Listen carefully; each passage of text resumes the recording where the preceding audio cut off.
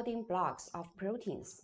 To generate a particular protein, amino acids are covalently linked in a characteristic linear sequence.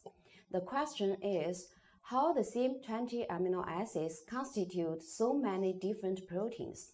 This is the most remarkable thing, that cells can produce proteins with strikingly different properties and activities by joining the same 20 amino acids in many different combinations and sequences.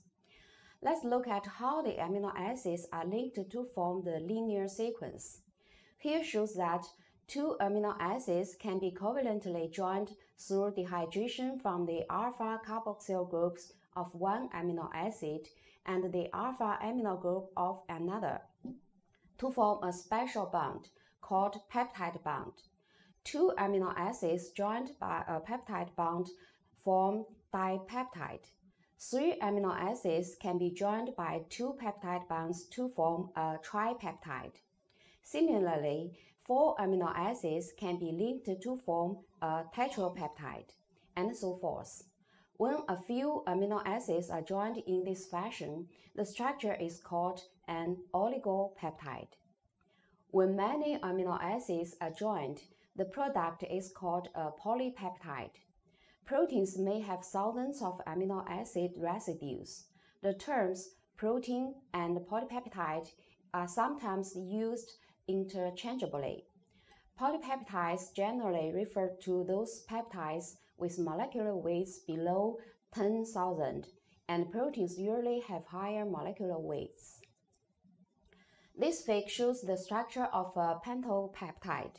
This peptide chain consists of a regularly repeating backbone or main chain and variable side chains.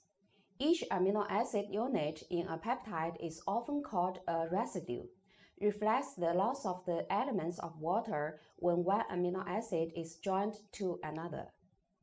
A peptide chain has polarity because its ends are different, with a free alpha amino group at one end, called amino terminus or N-terminus, and a free alpha carboxyl group at the other, called carboxyl terminus or C-terminus. By convention, when amino acid sequence of a peptide, polypeptide, or protein is displayed, the amino terminal end is placed on the left, the carboxyl terminal end on the right. The sequence is read from left to right, beginning with the amino terminals. The amino acid composition of proteins is highly variable.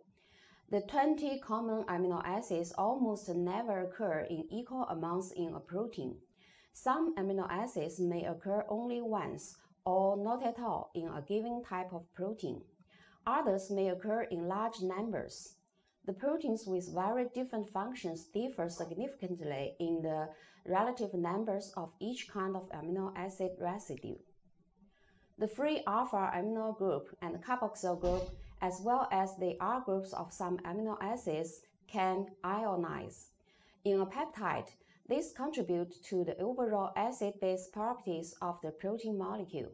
Thus, the acid-base behavior of a peptide can be predicted from its free alpha amino and alpha carboxyl groups, combined with the nature and the number of its ionizable R group.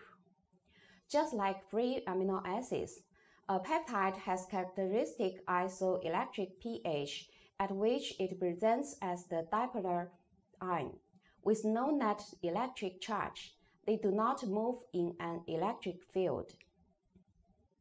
A peptide or protein has a negative charge at any pH above its pi and will thus move towards the positive electrode when placed in an electric field.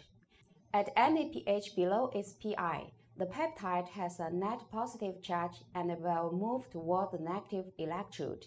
The farther the pH of a peptide solution is from its pi, the greater the net electric charge of the peptide.